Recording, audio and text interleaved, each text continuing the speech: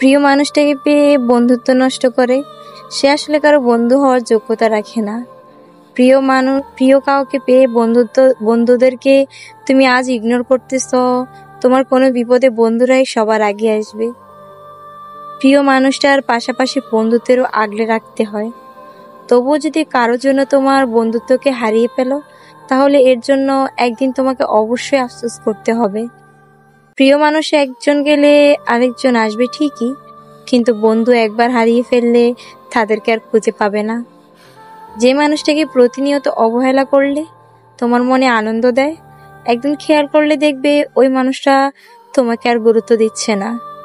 তাই বলে তোমার মন খারাপ লাগবে। যে নিয়মিত খোঁজ রাখছে বলে মানুষটা তোমার কাছে গুরুত্বহীন হয়ে গেছে, একদিন সেই মানুষটাই বদলে গিয়ে তোমাকে চোখে আঙ্গুল দিয়ে বুঝিয়ে দেবে যে যতটা গুরুত্ব দিতে জানে, চাইলে সে ততটা ইগনোরও করতে পারে।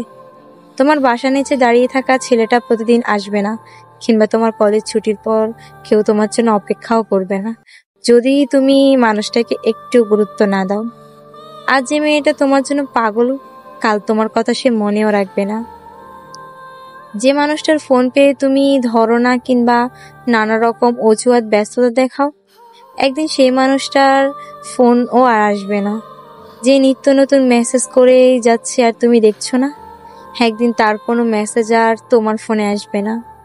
কারো কাছ থেকে একটু কেয়ার কিংবা গুরুত্ব পেলে নিজেকে তার কাছে এতটাই উচ্চতায় নিয়ে যেও না যে তোমার অতিরিক্ত তোমার থেকে অনেক দূরে নিয়ে যাবে। অবহেলা করে কখনো কারো মন নরম করা যায় না।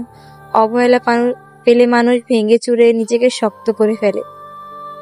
অবহেলা মানুষের মনে ক্ষণিকের আকৃষ্টতা বাড়ালেও তারপর ধীরে ধীরে মন থেকে একেবারে উঠে যায়। কারো মনে আজীবন থাকতে চাইলে অবহেলা নয়, ভালোবেসেই থাকতে হয়। মানুষ সব সহ্য করতে পারলেও প্রিয় মানুষের কাছে অবহেলা কখনো সহ্য করতে পারে না। একদিন তোমার করা অবহেলাই মানুষটাকে শক্ত বানিয়ে দেবে, যেদিন তুমি চাইলেও মানুষটাকে আর আগের মতো করে পাবে না। কাউকে দুঃখ দিয়ে কাঁদানো খুব সহজ, কিন্তু কারো দুঃখ ভুলিয়ে কান্না মুছিয়ে দেওয়া খুব কঠিন। 2 দিনের বন্ধুত্বের ঠেলায় পুরান বন্ধুত্বের বাস দেওয়া ভার্চুয়াল বন্ধুত্বের উদাহরণ। কখনো কখনো খারাপ সময়টা আসে ভালো মানুষদের সাথে পরিচয় হওয়ার জন্য।